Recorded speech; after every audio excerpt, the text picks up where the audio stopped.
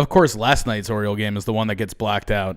This is Corey, and this is the Anthem Podcast. Good afternoon, everybody. It's Rob. Welcome to episode 176 of the Anthem Podcast. It is 4:44 Pacific time. That makes it 7:44 Eastern time. And we are coming to you live from coast to coast from the beautiful #OTA studios high above the 110 freeway in downtown Los Angeles, California. And if you're watching on the live stream, which of course you wouldn't be able to hear this right now. Yeah. Welcome. If you're not, make sure you do check out, look out for our notifications every single week at facebook.com/OTheAnthem so you can join us and be part of the show live. But if you are watching on youtube.com/OTheAnthem or live right now on Facebook, you'll see that we're not alone. Yeah. We have a guest. Somebody has snuck in here.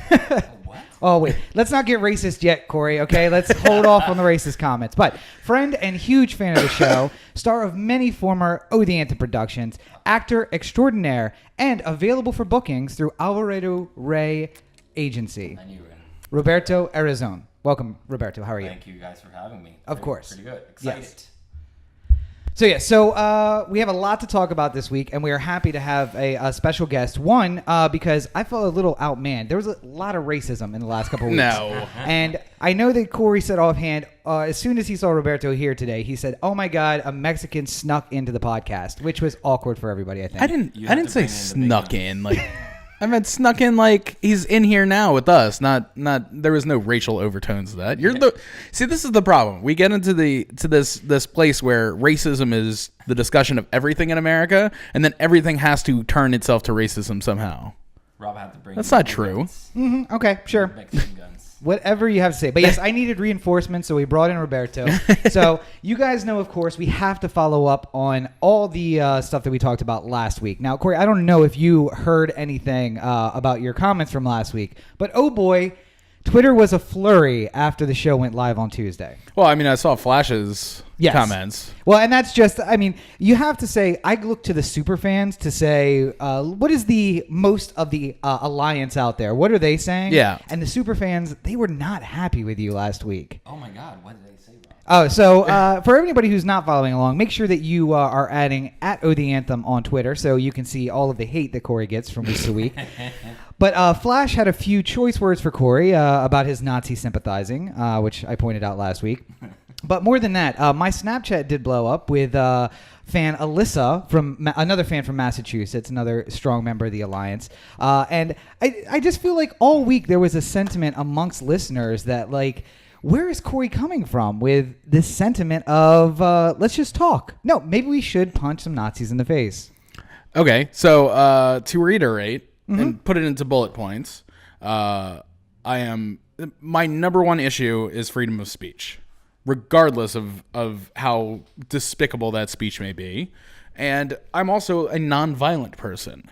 So when something like this happens, I say, well, they have the right to say whatever they want, despite how despicable it might be. And I don't want to hurt them. I just want them to be so ashamed of what they do that they never come out of their hole again. Okay. And that's essentially what's been happening this week when, the guy who was on the Vice. Yes. Chris Cantwell. Yeah. Mm-hmm. His Facebook was deactivated. His Twitter was deactivated. His OkCupid and Tinder profiles were both deactivated, all because of his racist tendencies. Mm-hmm. He has a video that was on his Facebook prior to him getting shut down where he was crying and saying that he was, they had a warrant out for his arrest and his whole life is in shambles. And that's what's supposed to happen. If there's a picture of a guy with Adolf haircut, screaming like a maniac, and then everyone finds out who his name is, and then finds out the hot dog stand that he works at, and he gets fired from that job, then that's all the better. That's what's supposed to happen. If you have an unpopular opinion, you're supposed to be shunned from society for it. You're not supposed to have that. You shouldn't have your ability to say what you want taken away from you. You should just be laughed at if it's ridiculous enough. That's now, my stance. Two questions. First for Roberto. You had a chance to listen to last week's episode. Yep. Any thoughts? Well, I mean, just to kind of touch on what Corey just said, that's one guy down. You only have a few 100,000 others to go. Mm-hmm. But I mean, I agree with this point about freedom of speech. Again, that is probably one of the most important, if not the most important, right that we have to fight for. But again, we're talking about a movement that's trying to basically in a peaceful way, or so they say. They're trying to fight for what they believe, and they're trying to gain back their country, kind of thing, right? Right. But to kind of go off what you were saying, there's sometimes where you just, doing not necessarily the peaceful thing, but doing the right thing is not enough. Well, I mean, so the reports I saw of the white supremacist march that was supposed to be happening in Boston, were like 15,000 more anti-white supremacists, 40,000 counter protesters in Boston right now. Right. So, that's an easy way to tell everyone who's there with their Nazi flags and their white supremacism to shut the fuck up. And for all, I know we do have a lot of fans in New England. I know a lot of you guys listen to the podcast. I know Flash is sick right now, but for everybody else, I hope that you got a chance to go out and protest. So I'm there in spirit with all of you, because I desperately wish I was in Boston today. So because I mean, like, at the end of the day, if you just tell somebody that they're stupid enough, then they're going to stop doing this. Right. I mean, like, part of the reason why there's been more of a conversation about racism over the course of history. Like, are we going to take down statues of George Washington because he owned slaves and that sort of stuff? Part of what makes racism go away, in a sense, or lessen, is people putting out there that it's not acceptable to be this way anymore. Mm-hmm. So in George Washington time, he wasn't probably as racist as it looks like in retrospect, even though he owned slaves and all of that. But I mean, like, in the pale 2020 vision of history, it looks way worse than it did at the time. You know, he also didn't fight a war to maintain slavery. Right, and he kept slavery to create a country, because without if they had tried to address that question in 1789, the United States wouldn't have existed. There would have been the country of New York and the country of Virginia and the country of North Carolina. Yeah. So in order to bring all of these little republics together, there were some things they had to push down the road. But I mean, like, remember when we were all like 8 years old and we used to say gay about everything? Yeah. Oh, like, oh, that's gay, that's gay. Like, at the time, that hadn't been beaten out of us as unacceptable. Right. In the years that have come since then, it's not been okay to equate gay for something that's dumb or stupid. Lesser. Yeah. Don't equate it with the lesser. So if you say it now and you're around people who would be horrified by that kind of comment, then you're quickly put in your place. Like, don't say that. Don't. Well, yeah, but what you're saying is that if enough people tell them that they're wrong, or that the way of thinking is wrong, eventually they're going to be like, oh, well, maybe we shouldn't keep doing this. But you're talking about an extreme group that, like, thoroughly believes that they're in the right. Oh, yeah. And listen, there's a lot of people who thoroughly believe that they're in the right and they're not. And, you can't kill your problems like that. You can't go like Rob and just murder people and hope that the problems are going to go away. I beg to disagree. I think if you kill them, that stops being a problem. Like, okay, so take the statues, the Confederate statues in Baltimore that got taken down. That might very well be a long time coming kind of thing. Like, they probably should have been taken down for a while. Yes. But the impetus for why they were taken down in the middle of the night was because of all the problems that Charlottesville had by dragging their feet, essentially. And one day after the vote. They voted on Wednesday, and on Thursday, statues were gone. Like, they literally just went in 24 hours later and took the statues down. Right. And the same thing with the State House in Annapolis. There's a statue there of Robert Taney. If no one knows who Robert Taney is, he was the Supreme Court justice who wrote the Dred Scott decision. If you don't know what the Dred Scott decision is, that was the decision in 1850 that essentially established that if freed slaves were found in the North, they were still property and they must be returned to their owners in the South. And as of the Dred Scott decision, the Underground Railroad, instead of stopping in Baltimore or New York or Pittsburgh, started going all the way to Canada, because you couldn't just get them to the North to freedom. You had to get them to Canada to freedom, because otherwise they could be returned. Right. And, going back to the statue problem, I found a lot of people defending the Confederate statues on Facebook. And, oh my, you guys have given me so much exercise and argument on Facebook this week. Let me say this. As far as many of the Confederate statues, they're not standing up for any incredible war hero who just happened to fight for the Confederacy, right? Or were put up to honor somebody for a great and honored legacy of war or something like that. A lot of these were put up sort of to beat down black people who are like rising up essentially. The important this is an opportunity for white aristocracy in the civil rights era to say we still own you in a way. The important thing to look at is when did the statues get put up? The statue of Robert E. Lee from Robert E. Lee Park, which is now Emancipation Park in Charlottesville, wasn't put up in 1860 or 1865 or 1870. It was put up in 1910.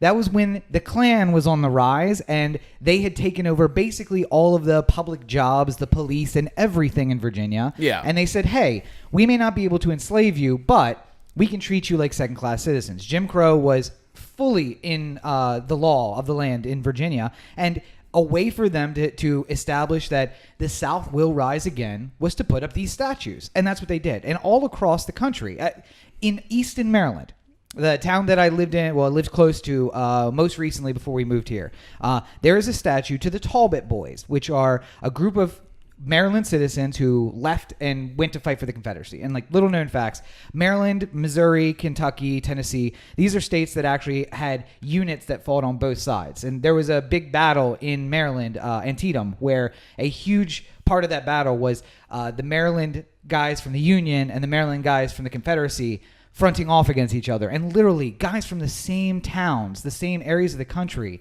fighting each other over this thing that they believed in. So, you can talk. Another thing we heard about is, the Civil War was about taxation, and it was about, economics and all of these things. Listen, I agree with you. The Civil War was about taxation, and it was about economics. But that's because slaves made up greater amounts of capital than existed in the entirety of the rest of the country. So if you added up the value of every factory, every railroad, every water treatment plant, everything in the North and the South together, the value of all of those things was less than the value of enslaved people in 1860. So yes, it was about taxation because they were going to raise taxes on capital that was in the form of humans. They were going to, yes, it was about economics because the agrarian South was about, they built their entire economy on free labor. Yeah. Yes. But what are the base of all of those issues? Slavery.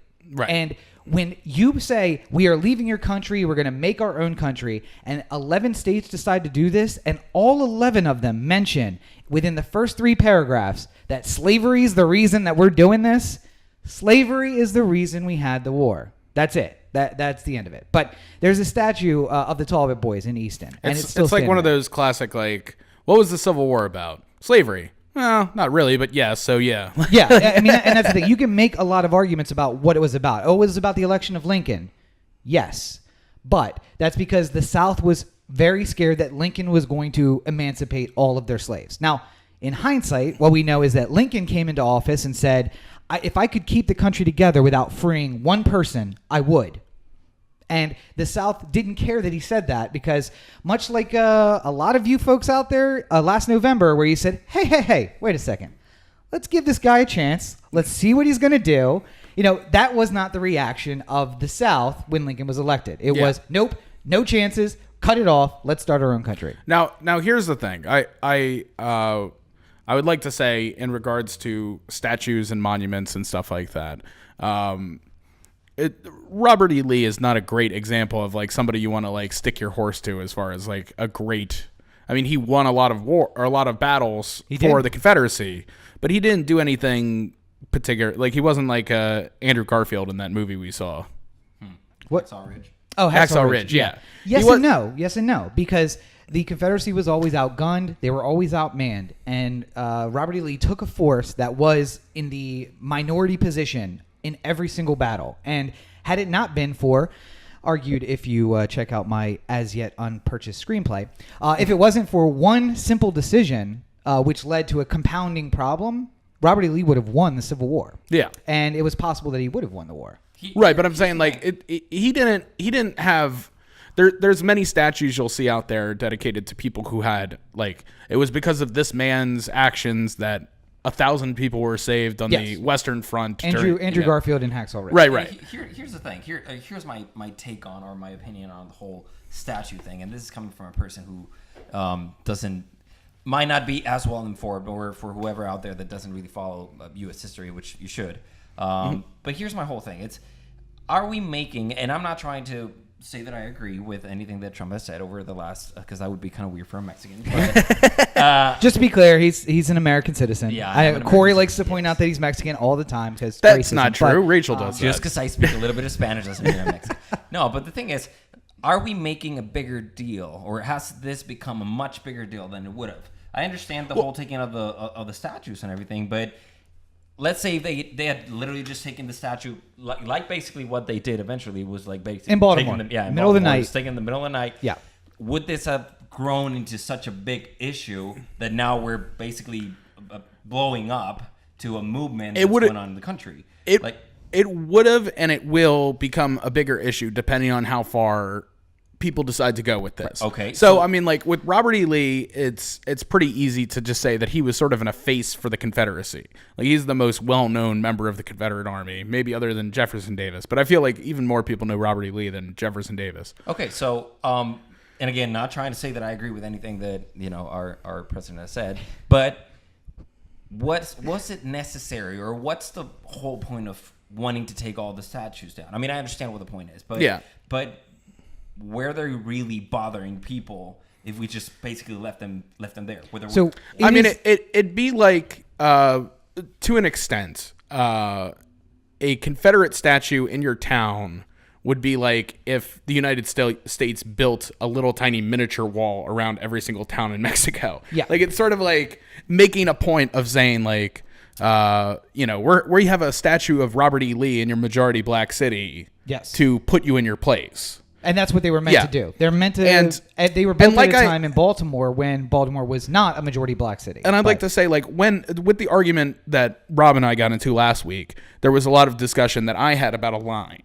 Now, I don't care about Confederate statues, and I don't care about statues of Robert E. Lee. They can take them all down. I don't really care. I'm not going to go out there and fight this. Or they could leave them up and not make a big deal out of it. I mean, they could, but then people are. It's an issue now, so people are going to bring it up. The problem is that people who are inclined to bring down one statue are going to be inclined to bring down more statues. Sure. And then the line is where I'm worried about. If you're talking about bringing down just Confederate statues, yes, then fine, that's great. But I'm also hearing like lots of people saying like we got to take down statue of Teddy Roosevelt in Manhattan because he was a racist. And I'm like, he wasn't a racist. No. He was, comparative to today's society, probably more racist than we would accept. But he also wrote things like the fact that I stopped and paused for even a second as to whether or not Booker T. Washington should be allowed in the White House was a clear sign of prejudice on my part, and I hated myself for it. Yeah. So he said things that were,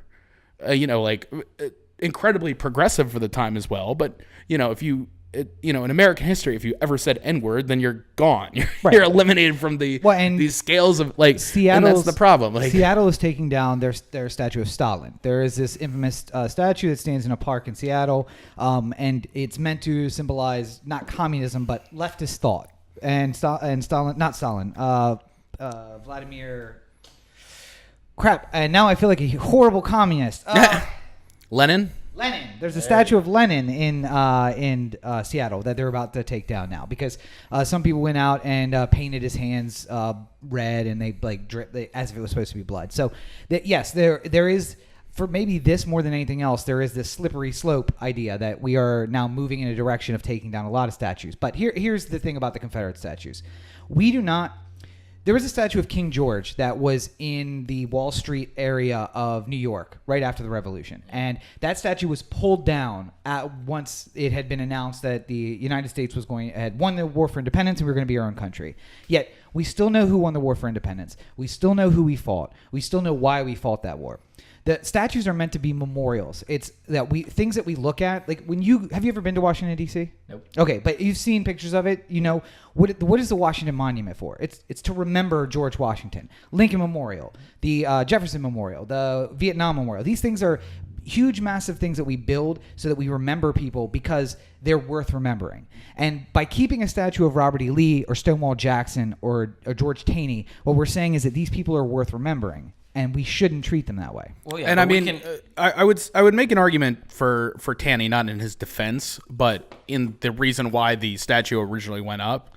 is because he was the first Supreme Court justice from Maryland. Right. And that's why he was there. Yeah, and that's why they honored him with statues. And now we look at his record in retrospect and say, well, he was a horrible person. Well, but and no, I mean, like, and you know, because of the Dred Scott decision. To be but fair, I'm saying, like, the fact that not... he was honored with the statue was not because he was a racist. It was because he was the first Supreme Court justice from Maryland.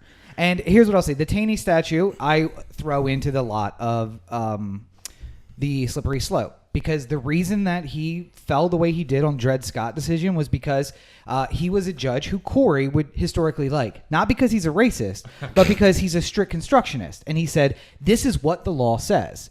Now, we're used to in the 20th and 21st centuries having judges say, well, I know the law says that, but we shouldn't have the law say that. Yeah. But in 1850, we had been a country for less than 100 years. And the judge's role was to review the laws and find if they were in conjunction with the Constitution. And Taney said, the Constitution says this is what the law is. And the law that Dred Scott decision is based on is good law.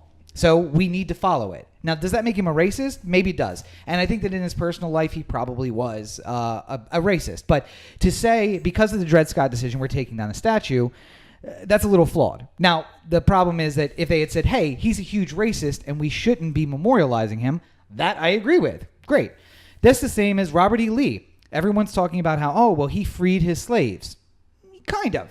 But he actually did own slaves until 1865. He also led his troops enslave free black people in Pennsylvania. When they marched up to Gettysburg, whenever the Confederate Army came upon black people, they enslaved them and sent them south. And that's how some of the Confederate Army was feeding and clothing itself. They would sell free blacks from Pennsylvania or from the north into slavery in the south, take that money, buy food, and send it back up to the front. Okay, but can't we agree though? Can't we agree that 10 years ago, going back to Charlottesville, for example. Yeah. 5-10 years ago, the statue was still there. Yes. And as you mentioned, the majority of the population is black. Yep. Was this a problem 5-10 years ago? There is a statue on Hofstra's campus of Jefferson. And while we were there 15 years ago, they were protesting the statue of Jefferson. Yeah. Because throughout history, groups that are majority black or that represent black populations have protested these statues. The thing is, this is the first time that they have been joined by white allies to say, you know what, we do need to take these statues down. Now, what did it take to get that attention? It was neo-Nazis, Nazis, and the Klan rallying around these statues. So yes, 15 years ago, 30 years ago, 50 years ago, 100 years ago, there were people saying these statues are not right. And the problem was they had no political voice and they had no voice to the white majority. Now they have both of those things, so we're making progress. That's the only difference. The only difference is, and this is the sad thing about our society. The only difference is white people are finally paying attention. And we make up 67% of the population. So now that we're paying attention, now it's an issue. But it was an issue before.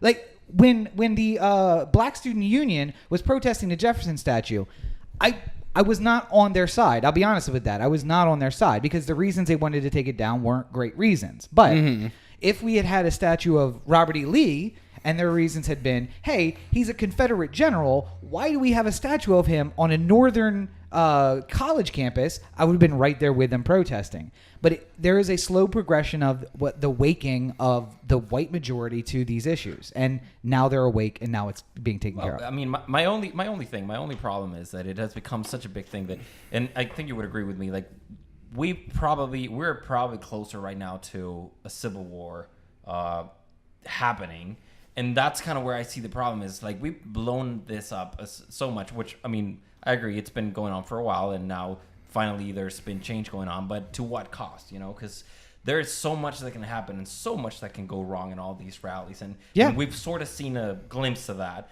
but it's only getting started. So how big is this going to get? How big should it get? I mean, I'm the wrong person to ask that question because how big should it get? Listen, the government, right? Go ahead. So here's my line. What was the intention of the statue to begin with? What is the honoring going on, and does this person fall under some sort of racist scale in line with his time? You know, because I feel like it's unfair to to put George Washington up against the scale of modern society. And I also feel like it's while it's important to know, I don't think it's important to like take down statues of Ty Cobb, because Ty Cobb was one of the all-time great baseball players, and there should be statues dedicated to him in Georgia and Detroit and stuff like that. But he was without a doubt one of the worst, most horrendous racists we ever had. Put on the statue, Ty Cobb was one of the greatest baseball players who ever lived and also one of the most horrendous racists. And just let that be the story. I mean, you don't have to if the statue is up to dedicate to all the great Tigers who have retired from Major League Baseball, Ty Cobb should be there. If it's a statue of great Southerners, then Ty Cobb should not. Yeah. That's the line. It's got to be an appropriate versus. Here's the difference. If you go to any museum, if you go to the American History Museum, you're going to find statues and paintings and everything from the Civil War, from the Mexican-American War, from the Spanish-American War, and all of history. That is where you put things where you want to remember. Remembrance belongs in history books and museums. Statues are for memorialization. It's glorification. So if you want to talk about the Civil War, put those statues in a museum so that when we can go there and we can remember and we can say never again. You don't build a Holocaust museum because you want to say, hey, let's keep the fondness in our hearts about this event. We are going there to say, let this never happen again. That's the reason that we should have a wing of some museum that says the enslavement of people based on the color of their skin. We should never allow this to happen again.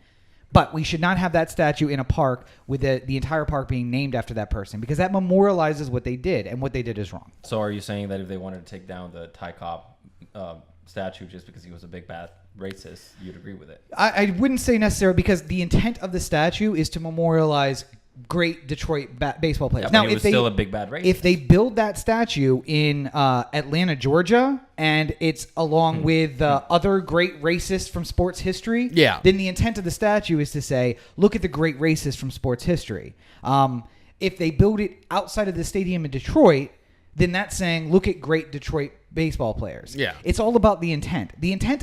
Robert E. Lee has no connection to Baltimore, Maryland. Why is there a statue of Andrew Jackson and Robert E. Lee in a park in Baltimore, Maryland? Because the whites of that neighborhood wanted to remind the blacks in the city that we still control you. It is a matter of power, and it's a matter of memorialization that one day the might makes right will happen again. Now, here's the other thing I'd like to just bring up real quick before we move on. There has also been a move to pull Nazi music and like white supremacist music and books and stuff like that from online catalogs, Google Play, that sort of thing, Apple, everything like that. I am more worried about this step because it seems like it's getting lost in the shuffle a little bit more, because I feel like even though it's atrocious and terrible, it's still at the end of the day art, and should, while it may not reach the high ceiling of like wherever, like Apple might not want to have white supremacist music on their service. Right. I feel like that we should be very careful about the line that we draw with art, because it's going to be really hard to explain the slippery slope we get onto with that. But you're saying that the government should get involved and should force Apple no. and Spotify. I'm not talking about like Apple and Spotify or Google specifically here, because they have the right. They have the right to have or not have things, and much like if you owned a local record store, yes, you'd have the right not to sell certain things. But I'm saying that there's been more of a push, whereas we should eliminate any kind of music that these people make completely off the face of the earth, and like they shouldn't even be allowed to write music like this, and they shouldn't be allowed to do this. This is the slippery slope that is not being paid attention to, that I would really kind of like be more in line with. But that's what it's going to escalate to. That's I know, but I'm saying like what we started with a conversation now in the middle of August about taking some white supremacist band off Apple. Yeah. And we're like, oh, okay, yeah, sure, that makes sense. And then eventually, a year from now, we're talking about, like, well, should kids ever really read Tom Sawyer or something like that? And it's like, yes, of course they should. See, but like the slippery slope argument is bullshit in this manner. Like, you're talking about a private company who wants to take racist stuff off their format. And here's the thing. I got a problem solver for you. Let's kill them all. Then they stop making music. Kill Nazis. They stop making Nazi music. They stop making Nazi art. They stop making everything Nazis. That's great. And we solved two birds with one stone. But the argument that at some point we're going to stop reading Tom Sawyer, you know what? We've already been there. Did you read To Kill a Mockingbird in high school? Not in high school, but I read before that. Did you read? Was it required reading in school? Yeah. Oh, you went to a private school. No, it was in public school. In what school did you read To Kill a Mockingbird? Bridgeley, I think. It was not in my school library. It was not in my school library. So and it's education's done on a local level, so they can choose from place to place. Yeah. But so no one is going to say we should take Tom Sawyer. Amazon's not going to take Tom Sawyer out of its listing because it's classic American literature. It's not going to take To Kill a Mockingbird out. It's also not going to take the Communist Manifesto out. You know what? It's also not going to take Mein Kampf out. And I recommend everybody read Mein Kampf because it gives you an insight to what these people think like. I own a copy of it. I have it in my bedroom right now. Read it. Know what the other side is thinking. And have you read Mein Kampf, Corey? No. Have you read Mein Kampf? Oh, sure. You haven't.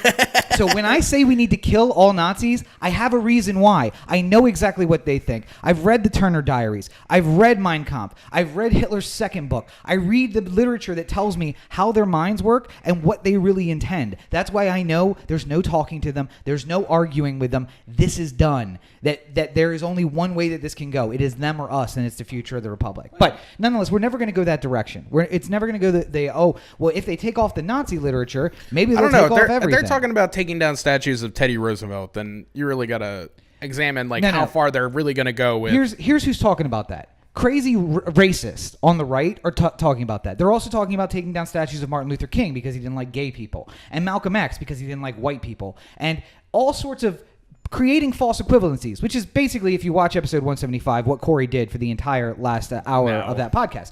They're creating false equivalencies and saying, well, Martin Luther King didn't like gay people, so we shouldn't have a statue of him. As if that's the same thing, because he didn't, honestly, he didn't like gay people. You know why he didn't? Because he's a Christian, just like all of you. And he doesn't think his Christianity stopped him from thinking that gay people were real, that were equals to the rest of us. But you know what? If he had lived longer in life and had seen his struggle in 68, 69, 70, 75, joined by Harvey Milk and everything that came out of San Francisco in the late 60s and early 70s, I think he would have changed his mind. But he didn't get the chance to because he was shot. He was assassinated. But that none of that makes a difference. You're creating false equivalencies between Nazis and Confederate statues and heroes of the civil rights movement. So no, there will be no slippery slope. We're not going to take Tom Sawyer out. I'm not saying that it is right now going to happen, but I'm saying you got to watch out, because if you let people get too much on a run of taking things down, then they're going to take it too serious. That's the problem. Yeah. Any time in history where we've decided to make some sort of cleanse of ourselves as a society, it's always gone too far. Fair enough. And that's the problem.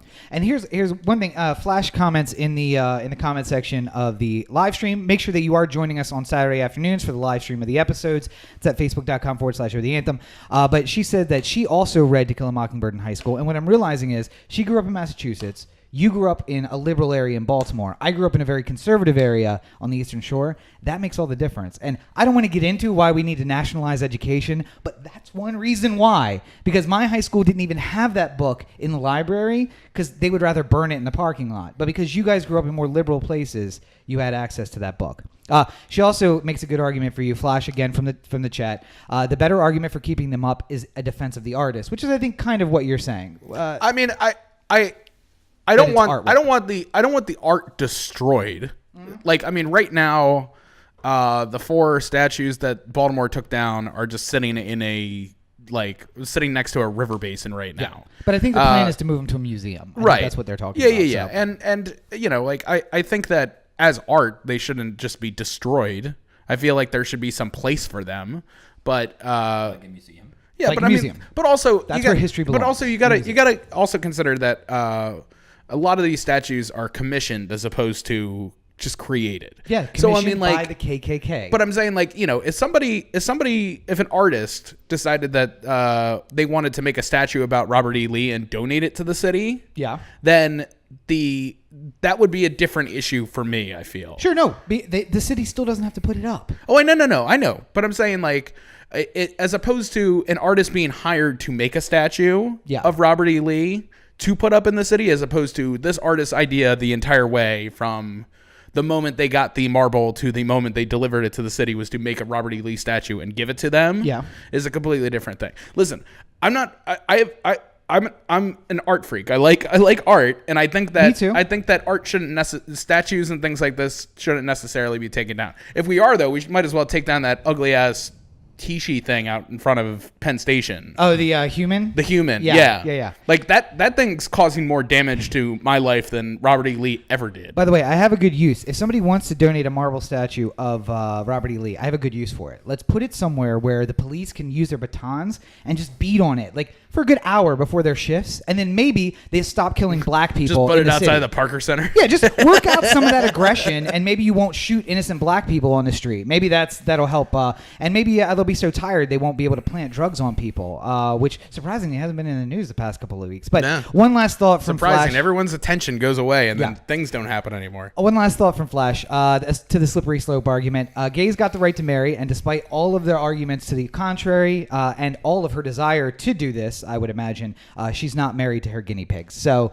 the slippery slope argument doesn't work. Sorry. Well, not always, but I'm saying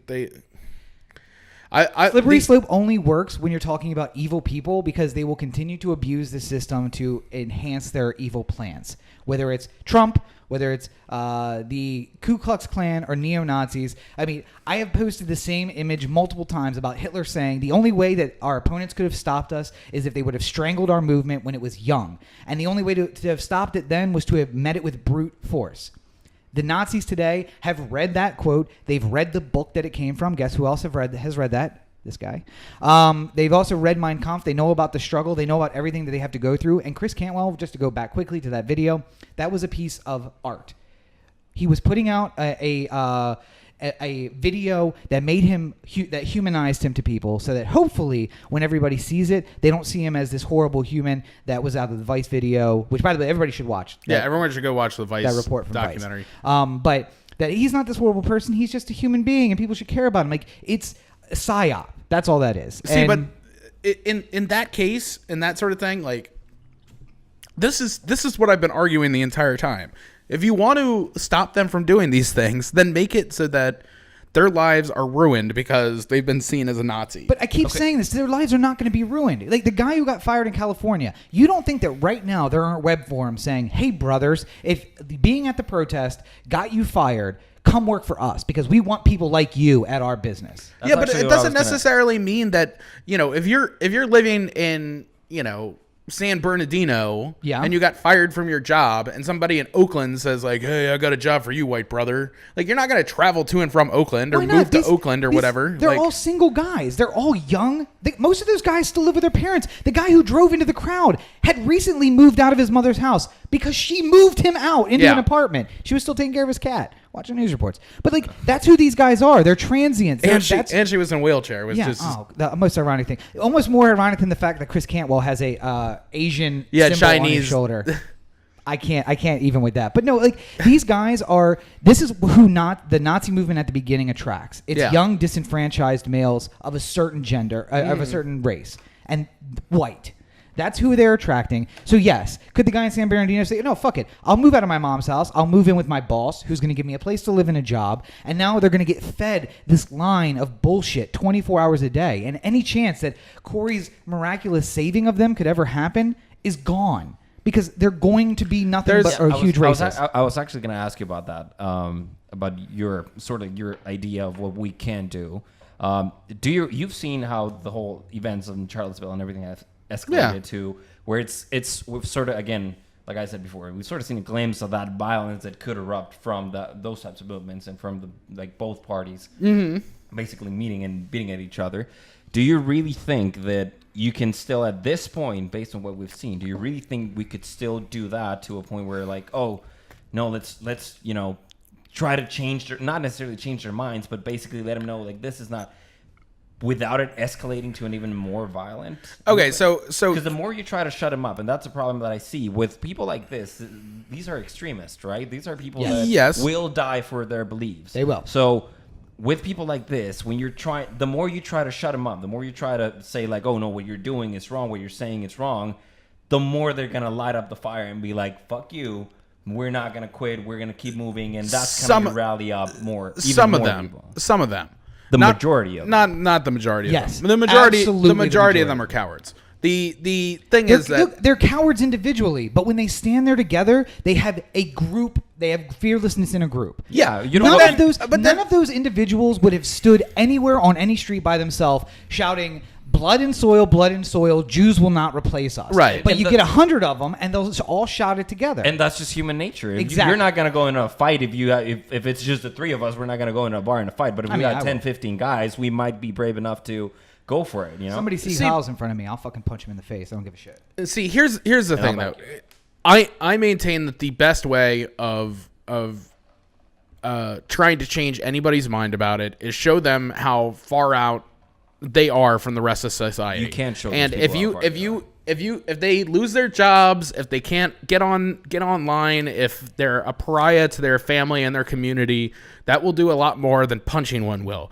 And I'm not even necessarily against the idea of rising up against them physically, like Rob has proposed. I'm just saying that if you do that, you have to face consequences. I'm not going to give you carte blanche to kill people. If some counter protester decides to start shooting Nazis, then that's a decision that they made, and they would have to go in front of a judge and face murder charges if they did it. Yes, they would. And I would maintain hate crime charges because you're killing them based off of an opinion that they have. And I hope the jury acquits them. I'm saying if they go in front of a judge and some liberal judge decides to let them walk because they killed Nazis, then it's completely out of my hand. I have nothing to do with that. I'm not in charge of the legal system. I'm saying they're saying an eye for an eye in this case, and killing them is not going to curtail their activity at all. It's only going to make it worse. And I mean, don't get me wrong.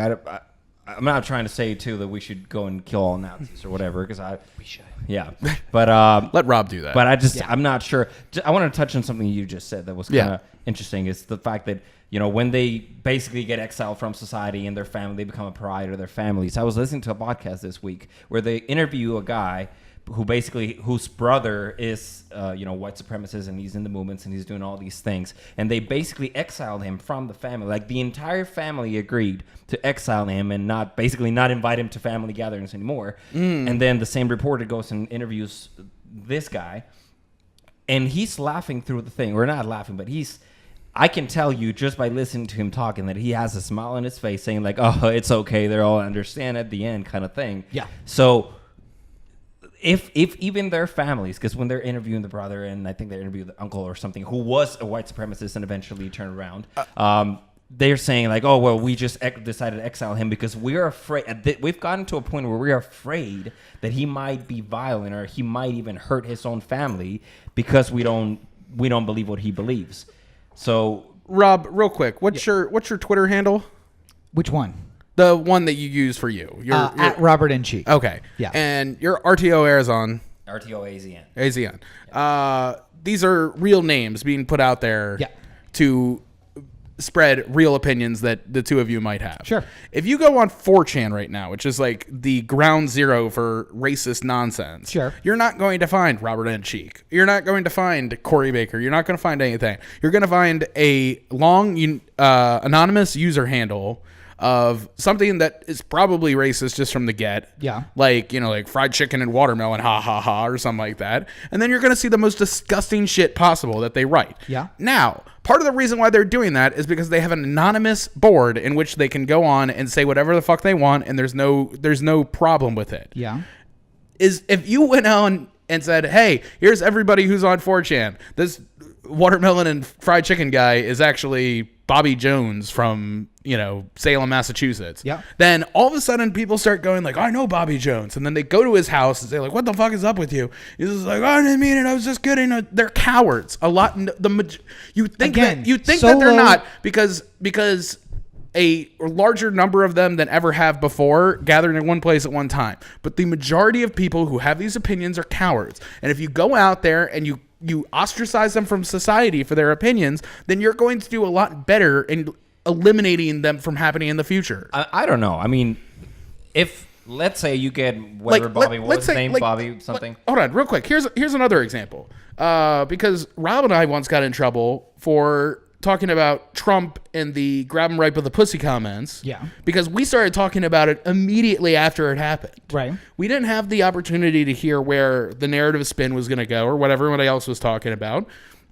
And our opinion was basically like, well, Trump said like 1,000 things that are worse than this, and I don't see like why this is a big deal. And then over the weekend, since we had recorded that episode and when it was released, it became the biggest thing he'd ever said and the worst thing he ever said. Yeah. And then when we came out with our episode that had been recorded prior to the narrative spin coming out, everyone looked at us like we were fucking insane, that we didn't think that this was that big of a deal. And that's because we didn't have the opportunity to see how the wind was going to blow in the situation. To be fair, though, I don't ever wait for see how no, the no, wind no, is but gonna I'm saying blow. I have my opinion. I don't but I'm give a saying shit. if something happened right now and I said, what's your opinion on that? And you had the exact opposite opinion of everybody else in the country. It felt like it was everyone against you. You would change your opinion to fitting with other people before you would. Their mentality is like normal people. It's not. They truly believe these things. Okay, but say that you get whoever, what was his name, Bobby something you mentioned. Yeah. Right. So you say you get his name out and his entire like family or friends and everything go to his house and they're like, fuck you guys, like how can you possibly? Yeah. And granted, even if they're all cowards, if you start exiling them from society and you start basically sending them apart, what's going to end up happening is, my family doesn't want to talk to me. I don't have any friends anymore. Who can I go to? Yes. Or who can I get together with that not necessarily shares my opinions? Or, like you said, it might have changed his opinion at that point. But if he didn't, where is he going to go to find people that think the same way? Here's the last bit we'll get on because we got to move on from this. But I'm saying, like, I've seen this done with models before. Like models who Instagram models, for the lack of better term, who will get DMs from guys of just dick pics all the time. Yeah. And then they'll look up for this guy on Facebook and they'll find out like who his mother is or something like that and send her the picture of the dick pic that he just sent to her. Right. And say like, do you know what your son is doing on Instagram? And you'll hear all these stories about this sort of thing happening, and the guy's getting upset and going like, why'd you do that? Why'd you tell my mom about the dick pic I sent you? And everything like that. And you think that it doesn't work, but it does. These people, as soon as they're put on blast, as soon as it's public enough, then they stop doing this shit publicly. But again, you are equating a guy doing something that he would only do in secret to a group of guys who marched through the UVA campus with torches and said, blood and soil, Jews will not replace us. It's a false equivalency, and you've been doing that for the last couple of weeks. But the good news is, if getting fired from your job makes you rethink your entire belief system, we might have some real progress happening, because this week, Steve Bannon got fired from his job in the White House. Wait. Did he get fired or did he resign? Well, getting resigned in politics means you got fired, and they came up to you and said... They pretty much gave you the option, like, you can either resign right now or you're going to be fired, yeah. And despite coming out of that job and giving a very flowery interview and saying, I still support the president and everything he's going to do, as the week progressed, we saw a much different tone from the White House, or from Steve Bannon. Because Laura brings up, by the way, it's called male-female, not human. Okay. Male-female. The statue outside of... Yes. Yeah. Male-female. Whatever it is, it's ugly. And welcome to everyone who's watching. Apparently, Laura's watching along, so hello, Laura. And for everyone who's watching along, feel free to send your comments in to the live stream, and make sure you join us every Saturday at facebook.com/OTheAnthem. Your mom's here? Yeah. Is she watching? I believe so. Oh, I'm a couple of friends already sent me a screenshot of like my mom commenting on the video. So. I'm so sorry. So talking about moms is like, sorry. So as the week progressed, though, we saw a different tone from Steve Bannon. Like, as soon as he was fired, you pointed out that the editor of Breitbart said #war on his Twitter. Yep. But Bannon came out and said, no. I'm happy to move the president. I'm leaving, and the president will continue to move things forward. As the week went on, though, he said some more inflammatory things like, I now have my weapons back, and it's time to get back to work. I actually think he called him the killing machine or something. He called Breitbart the killing machine. Yeah. And so the question is, I said weeks ago that if Bannon got fired, he was going to turn those guns on the president. Do you think that's what's going to happen? No. Really? Not. I don't feel like it's going to be like the Washington Post going after Trump, like they have through his entire or the New York Times or anything like that. False news.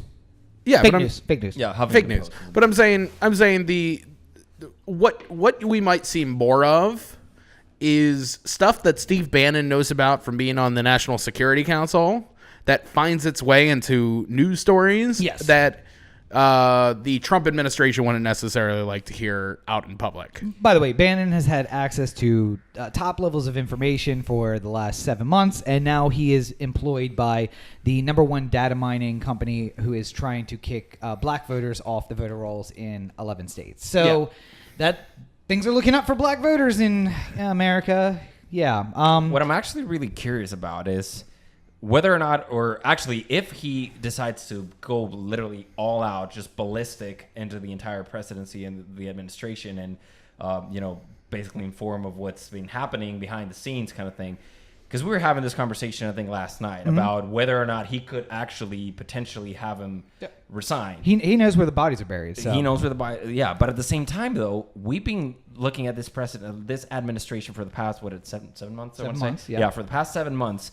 We've seen how they've gotten away with so much, and even the president himself has gotten away with so much that even if he went all ballistic and released all the information, whatever you want to do, I'm actually more curious to know whether he could get away with it or find his way around.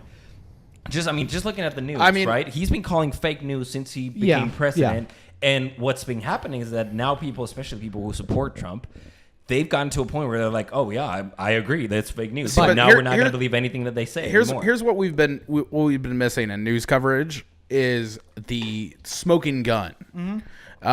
We talk about a story will come out and it'll be a big story for a week. Don Jr. meets with the Russian lawyer, and it turns out there was like 7 other people in that meeting, including Manafort and Jared Kushner and stuff like that.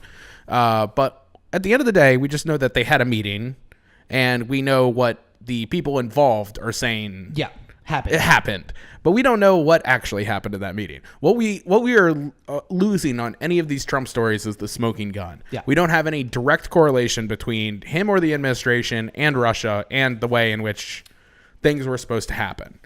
And that's what we think that he's going to have.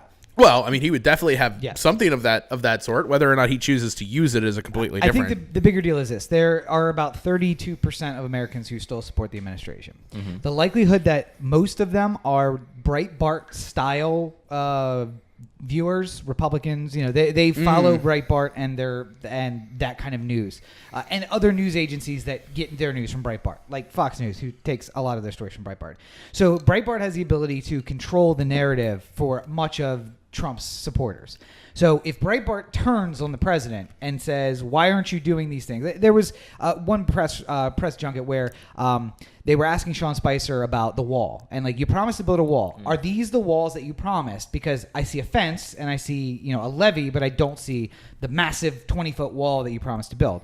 Now, they let loose on that, and there was no real story. They asked the questions, but the actual story that was published on Breitbart wasn't about that. It was about the president fulfilling his promises for border security. When that story becomes President Trump is not building the wall that he promised, then your 32% of support starts going down. And you're not going to get any more from the left, because the 68% that don't support you aren't all of a sudden going to start supporting you because the wall you're building isn't the wall you promised. So it's going to erode his support, and that's the power that Bannon has. I don't think anything. There was not going to be the production of a smoking gun. There's not going to be the takedown of the administration. There's going to be the eroding of support to the point at which Mueller will be the one who takes down the administration. Because nothing Steve Bannon can do other than testifying before Mueller will do that. Okay, but then what is the whole purpose of him? When Bannon literally he just got kicked out. Yes. And he's all like, "Oh no, we're all good. Like, we ended up in good terms. Why not just go full on ballistic from the moment?" Because he literally, like, as soon as he walked out. Well, of the number White one, House, it happened on Friday. Yeah. Oh yeah, but even though, like, as soon as he walked out of the White House, like it seems like they literally drove him back to Breitbart, and he's Yes. like, "Yep, Yeah. I'm back." No, so I mean, like, it happens on Friday. The entire if I watched CNN off and on like all day He yesterday. wasn't fired on Friday. Like the rumors were coming out that he was already out. He knew he was out the day before. Yeah. But I'm saying like as of Friday morning is he was when it was officially done. He was out. He was moving on. And all day yesterday at CNN was a human. Steve Bannon, despite what you may think of him, is not a dumb man. No. He is incredibly media savvy as well. Which is why he was the editor-in-chief of a major media publication for so long. Actually, yeah. But all day yesterday was everybody talking about Steve Bannon leaving and going back to Breitbart. And this basically gave Breitbart humongous reach all day, where all they had to talk about was him and Breitbart. And then people would go to Breitbart.com and see if there was some sort of story, or go to Breitbart's Twitter, Facebook, or whatever. There's no reason to come out on Friday afternoon and come out with some story talking about Trump being some big thing, because they're in the middle of a free Breitbart infomercial. If Monday he wants to start lighting the world on fire, that would be the time to do it. Because the bigger thing though is you don't want to look like you're bitter about being fired. So you come out and you're very conciliatory and say, oh, the administration is going to move forward and I'm going out in a different direction and we just don't agree anymore and that's why I'm leaving.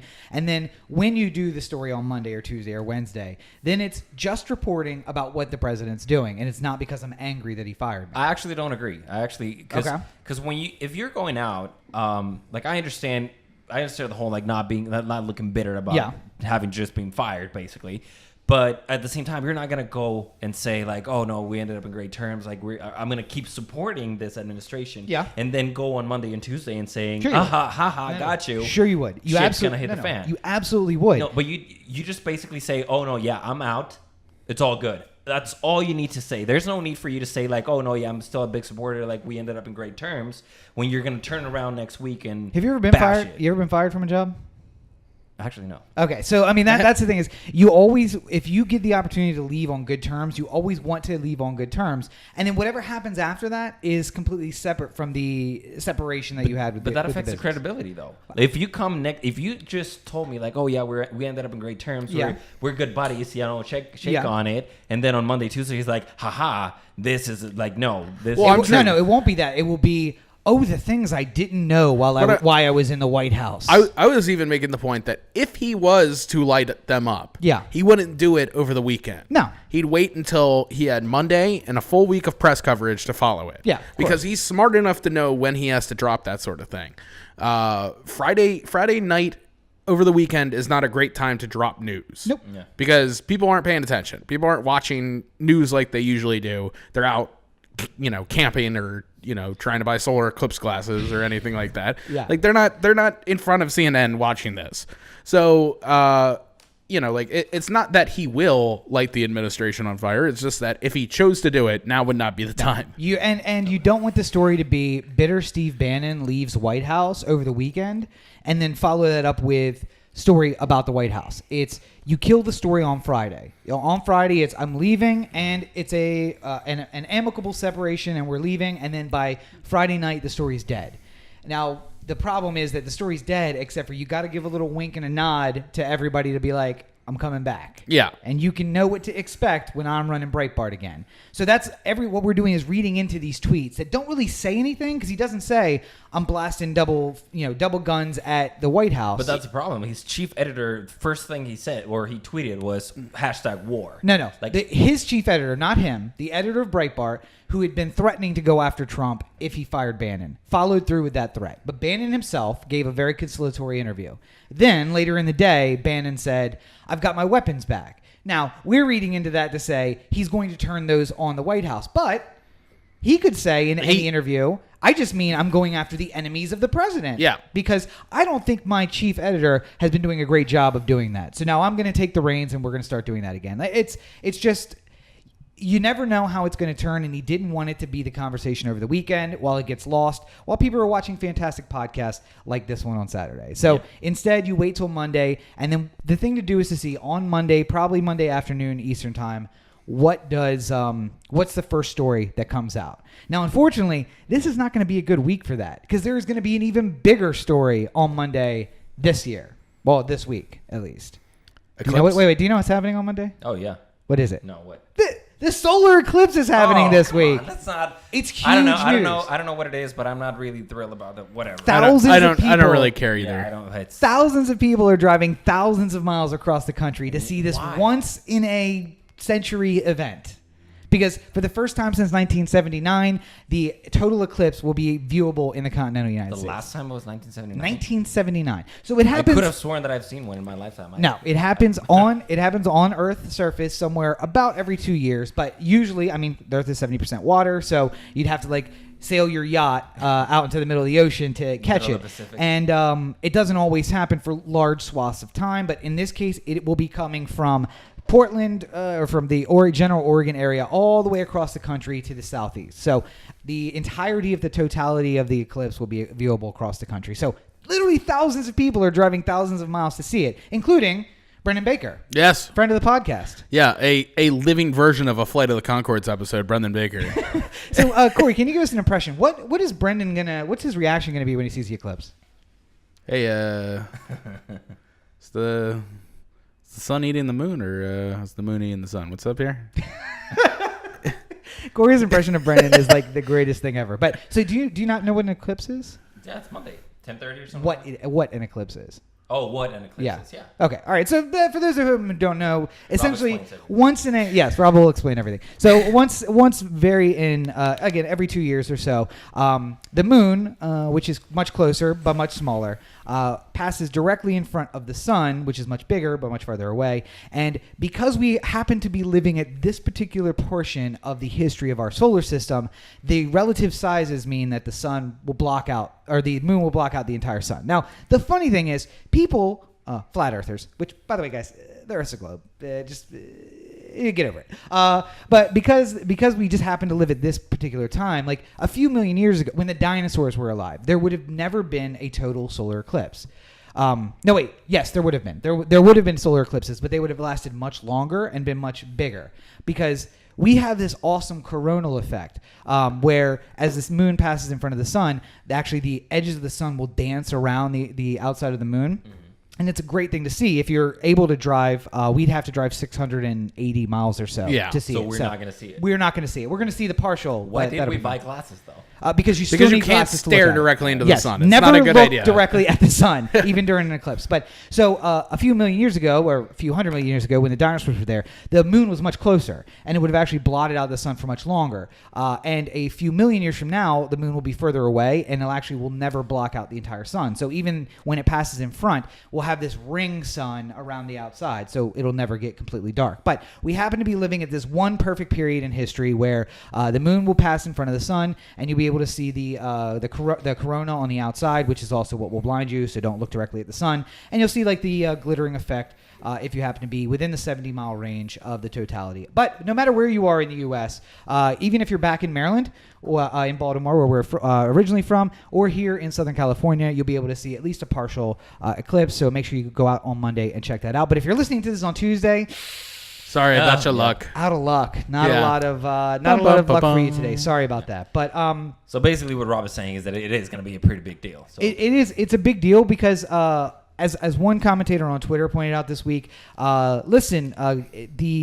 if the neo-Nazis want to know how important the Jews are to society, thanks to the Charlottesville riots, we're going to blot out the sun at some point in the next week. My favorite one was somebody saying on Facebook to a Eclipse event. Oh yeah! Like, can't we make this on the weekend? Kids got school on Monday. Yeah. This is the kids. Yeah, the kids' first day back to school, and the mom's like, "Can't we just push it to the weekend?" Yeah. And then the comment below was like, "This bitch trying to reschedule the sun." Yeah. There is one other thing that I really want to get into because I knew about Moviepass before, but they recently I actually didn't.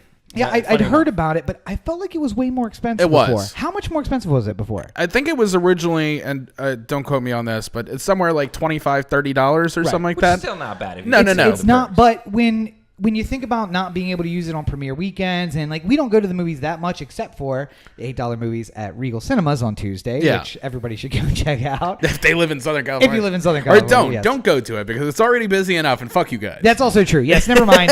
We take that back. But no, so like it was like if you're going to go once a week and you're going to pay $8, it's like, oh, why would I pay another $30? I only really go 3 times a month anyway. Right. So it doesn't really pay for. And you still have to pay the 3D extra on top. You can't. Yes. No, you can't can't see the 3D movie on the movie. No pass? 3D movies. No IMAX. Oh, I thought you paid. If it's no IMAX, then it's not. So here's the deal. Moviepass is supposed to be the Netflix of going to the movie theaters. So you pay a flat rate, which is now $10 a month, as opposed to $25 or $30. Yeah, well, I mean, rounding up. And essentially, you go to the theater with your phone. You check in, say, I'm here. I'm ready to see Wonder Woman. Yeah. And then... Great movie, by the way. Yeah, it was good. And then MoviePass will check to see if there's any tickets available and will load a debit card, a MoviePass debit card, with the amount of money that you need to go see the movie. Mm-hmm. So you just go up to the screen, put in, I want the 1 ticket for Wonder Woman, swipe your MoviePass card, and then the tickets pop out. Nice. Okay. But it has to be standard. It has to be standard. It has to be standard. You have to be at the movie theater. You have to be at the movie theater so when you get it. If you go there and there's no more tickets, you're just sorry about your luck. Something else. Yeah. Seeing which is why, again, if you only see the big name movies, like the last few movies we've seen have been Dunkirk, Wonder Woman, big name movies. If you're going on opening weekend, you're not going to be able to get a ticket when you just show up at the theater. Right. Or you have to go at 10 a.m. and buy a ticket for later in the day. But I think there's a limitation on that too. Like it has to be within a few hours. Also, I know another thing, something that had kept me from doing it before was, and I don't know if this has changed or not, but there was a 24-hour rule. So if you went to go see a 7:10 showing of Wonder Woman on Friday, and then you were going to go see a 7 o'clock showing of Spider-Man on Saturday, you couldn't because it was less than 24 hours since your last. Strictly 24. Strictly 24 hours. So you would either have to wait until like the 8:30 Spider-Man, or you'd have to not go to the movies that day. Yeah. And if you went to go see like a midnight showing of something, then you pretty much eliminate your ability to see a movie the next day. Right. So does that mean that is that going to still be in effect? I don't know if it will or not. I know that it once was. Yeah. But I feel like that's the first rule they have to less. Like it's like, let's get in the spirit of the next day. The end of the production Make it like day. a 16-hour day or something like that. The end of the production day, so that you can see like a 7 o'clock and then see the matinee on Sunday if you go on Sunday. So, but nonetheless. But the big news was that they dropped the price from $25 or $30 a month down to $9.95, which really makes it appealing to me because it's paid for the first movie that you go see. Another thing, by the way, was it was priced differently depending on where you lived. Right. So originally, I think it was like if we wanted to get MoviePass in Baltimore, it would have been $30. But if we wanted to get it in LA, it would have been $50. Right. So right. So I mean, it's one of those. Are you paying more than $50 a month in movie tickets? No. And I mean, in Baltimore, I wasn't paying more than $30 either, so it didn't really make sense. But the other thing is, once you have it, you maybe go to the movies more often. Right. Because you're thinking about, I don't want to waste it. I actually think it might be the contrary. I think you might go less. Knowing that you have it, it's kind of one of those things, like because you have it, you're like, but maybe I'll just go tomorrow. Right. And that's the thing is, the human nature of it is you go less, but the mentality of why you get it is, well, maybe I'll go more if I have it. And then you don't. And then they make profit. And that's the whole point. Although, here's the thing. And this is the discussion we were having in the pre-show meeting. They don't actually. They're taking a loss at $9.95. Certainly, they're taking a loss. Oh yeah, because they're taking a loss on most movies. You can't see a movie for $9.95 anywhere except for at the Regal Cinemas or Regency Cinemas, which I thoroughly enjoy here in Southern California. But don't go. No, I mean, those you can go to all you want. It's $3, and it's second-run movies. They're fantastic. I love them. I meant don't go when we go. Oh yeah, don't go. Well, don't go to the Regal. And if you do see us, we will be happy to sign any autographs that you have. Like, I'm still waiting for that to happen in real life. Somebody I don't know. Yeah. Comes up. I mean, like, it's funny when people we know are like, my god. The only people I don't know who come up and say my name are people who know Rachel. Yeah. Not the same thing. Not the same thing. But no. So I'm famous for a different reason.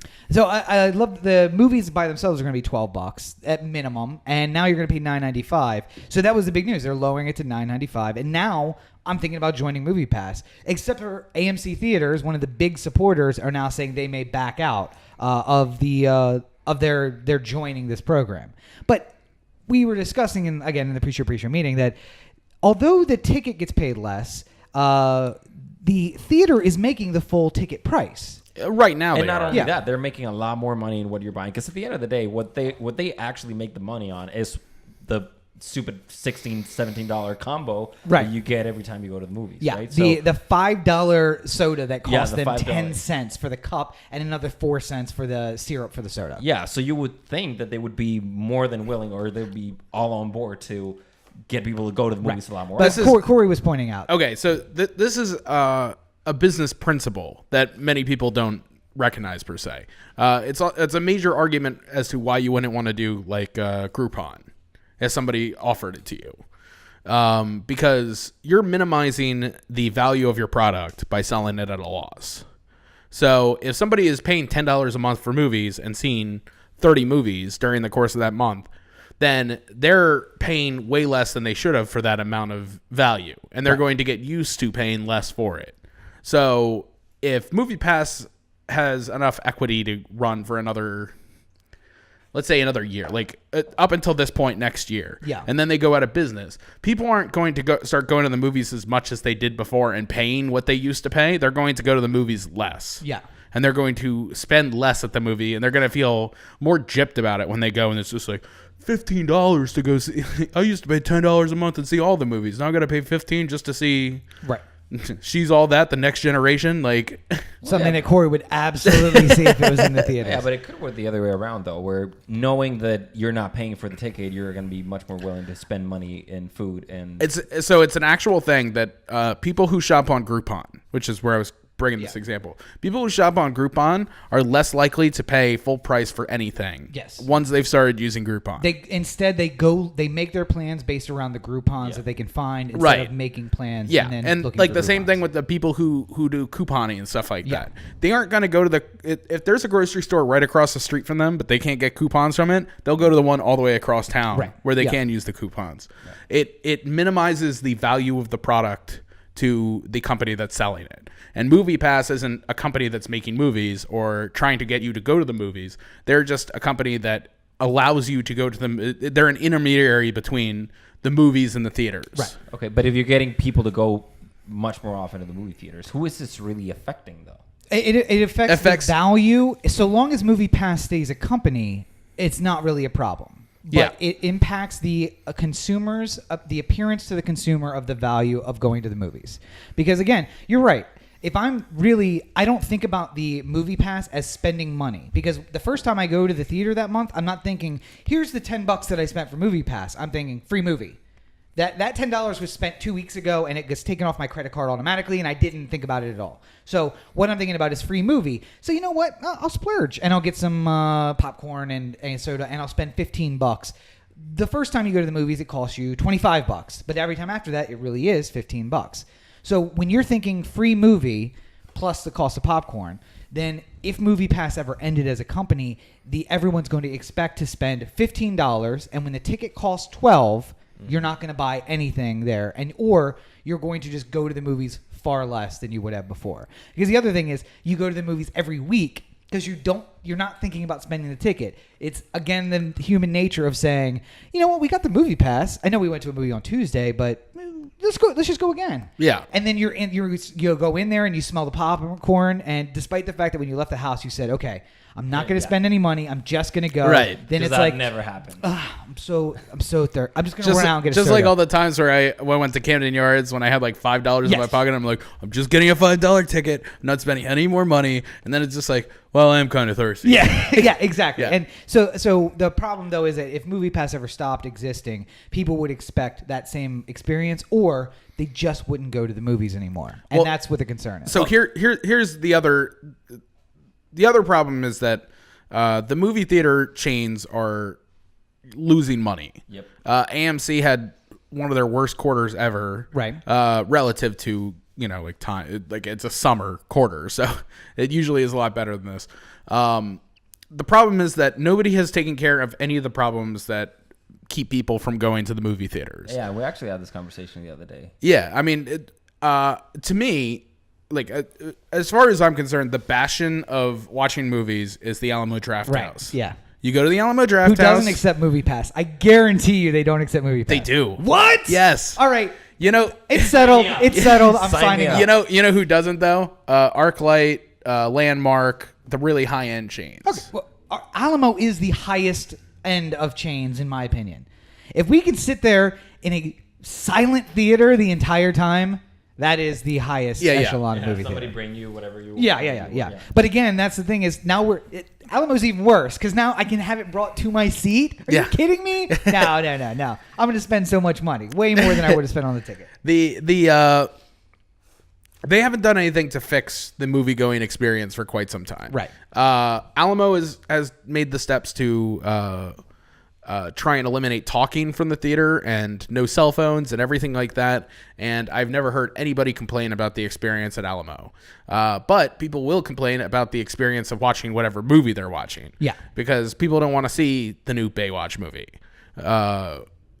And as long as these things as long as there's problems that affect the average everyday moviegoer, like bad movies and, loud theaters and, whenever we go to Regal and it takes them 10 minutes to just get me my Coke and my cookie dough bites or whatever. Yeah. Like the one part, like you go up to the register and you're dealing with the slowest human being ever. Inevitably, we get the shortest or the slowest. But I mean, like every single one of them is just like. Yeah.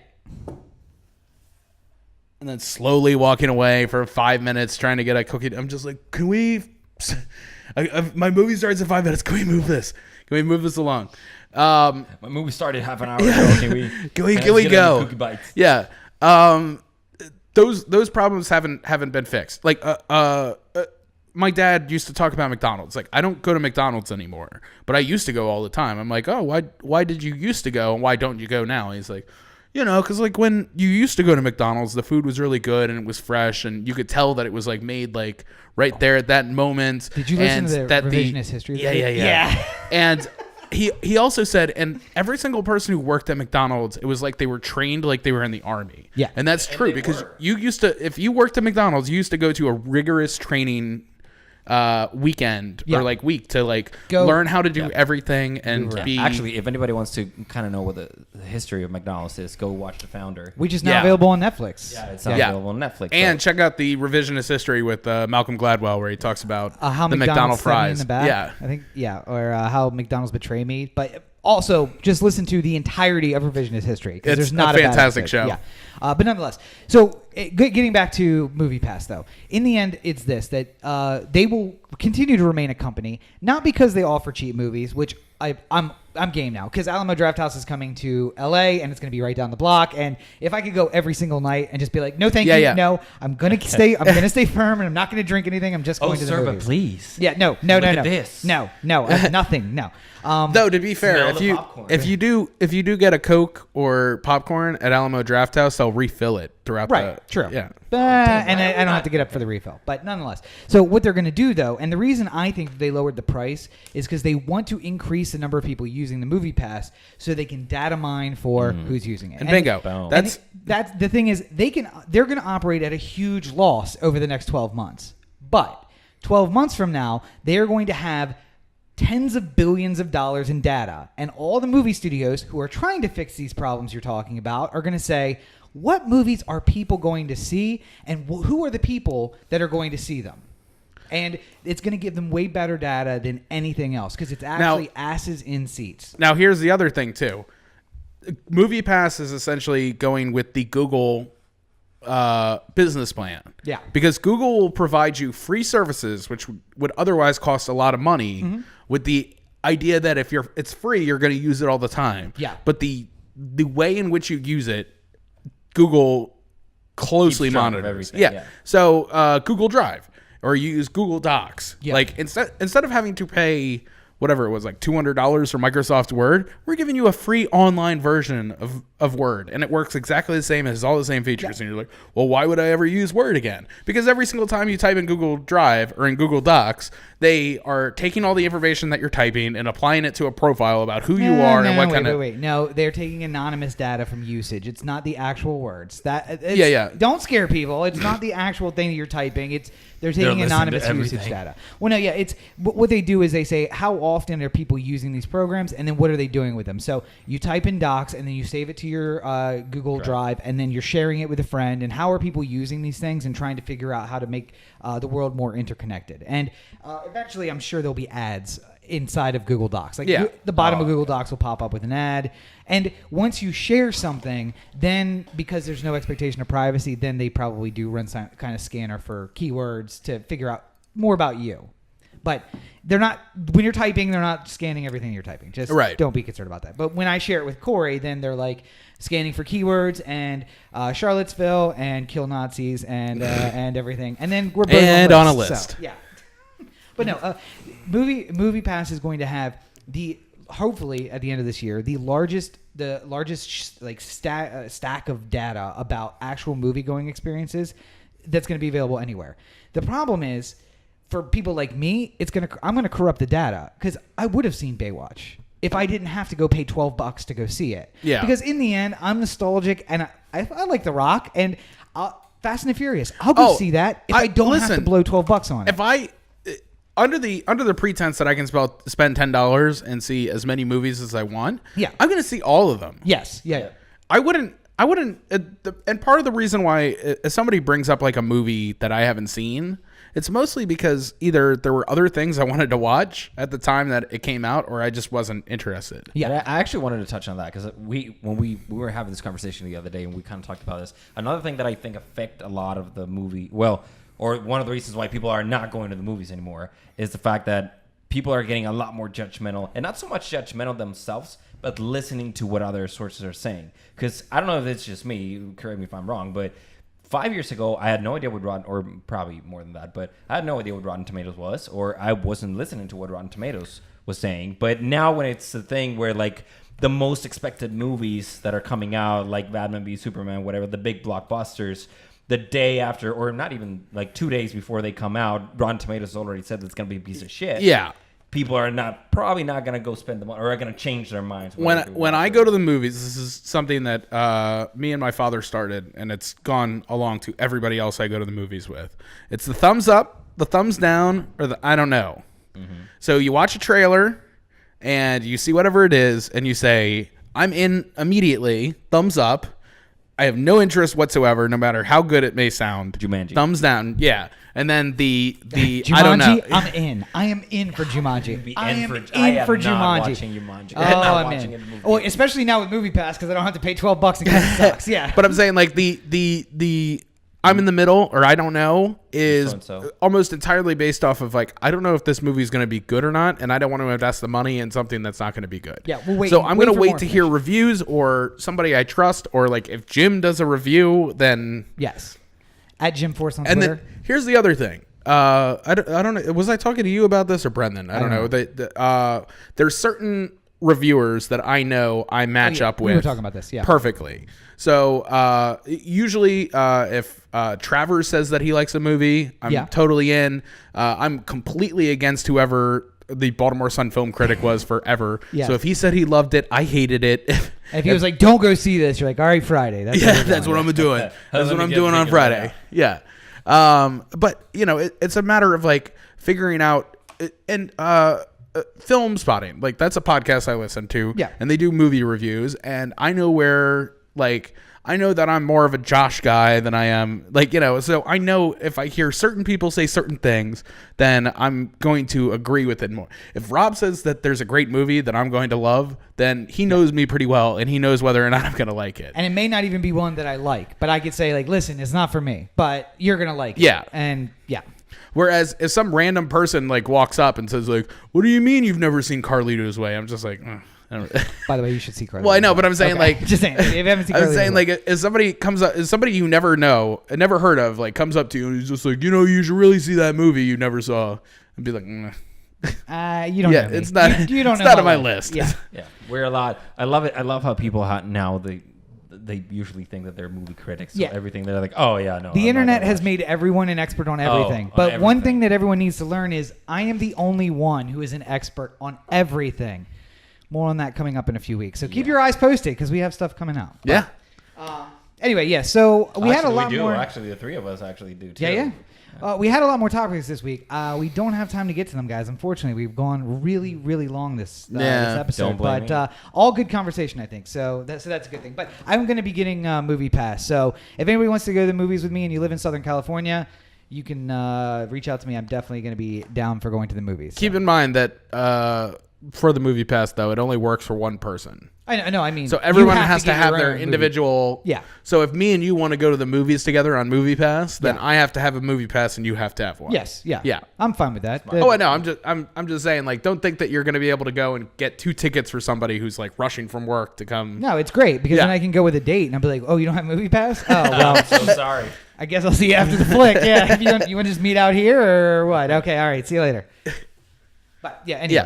Yeah. Anywho, I don't remember what I was gave just you about. all the time to think of a setup, and Yeah, you I got know, nothing. But the problem is that none of it convened nicely. Okay, well, It all kept me flat-footed. I want to keep a. I want to take. OhTheAnthem.com, Corey at OhTheAnthem.com, OhTheAnthem on Facebook, Twitter, Instagram, and the listener line 443-219-7595. What's that number again? 443-219-7595. And I want to take another opportunity to say thank you to Roberto for joining us on this episode. Once again, he is an actor and he is available for booking. Make sure you contact Alvarado Ray Agency here in Los Angeles. He has been in many Oh the Anthem productions, which you can find at ohtheanthem.com on the short films And page. some upcoming ones too. And he's got a lot of stuff upcoming, so make sure you guys look for that, including some commercial work and some short films and a whole bunch of stuff. So go ahead and let people know where they can find you. Oh, yeah. Well, you can find me on Instagram or Twitter, RTOAZN. You can find me on Facebook as well, but I don't use it as much, so I'd recommend the other two sources. That's RTOAZN one more time for Twitter and Instagram. And you can find links to that in the show notes, so if you want to add Roberto and say hello and thank you for being on the show, that would be the place to go to that. You can find me on all your social networks at Robert N. Cheek, and make sure you check out robertncheek.com, where you can find links to my political blog, Founding the Future, where you'll find more of the stuff that I talked about here today. You can also find links to the news website and the books, which are available on Amazon. Buy Rod's books. Thank you, sir. Buy Well, Ross books. Thank you. Well, I think we've done good here today. Well, we've done something. I don't know if it's good. Can we get a Spanish translation of that, by the Oh, way? yes, please. Okay, but say it again, though. I think we've done good here today. Creo que hemos hecho algo bien el día de hoy. Well, we've done something. Pues hemos hecho algo. I don't know if it's good. No sé si sea bueno. It's a bilingual podcast It's a now. bilingual Yes. podcast now. We're we got shifting- people tuning in from Mexico, actually. We're shifting into the huge Spanish market. So we'll look for. It's a racist. I think it'll translate well. We can. I Can we thought make I piñatas? thought when you were coming on the show, you were going to defend me. I Nope, thought we were nope. friends from a Okay, long guys, time ago. if we have any listeners from Mexico, if we can have a video of you beating up a piñata that looks exactly like this fellow over here, yeah, that Just would make me screaming, El super Diablo, happy. El Diablo. Exactly, yes. El Diablo Gringo. Diablo Gringo. Anyway, so thank you guys for joining us for episode 176.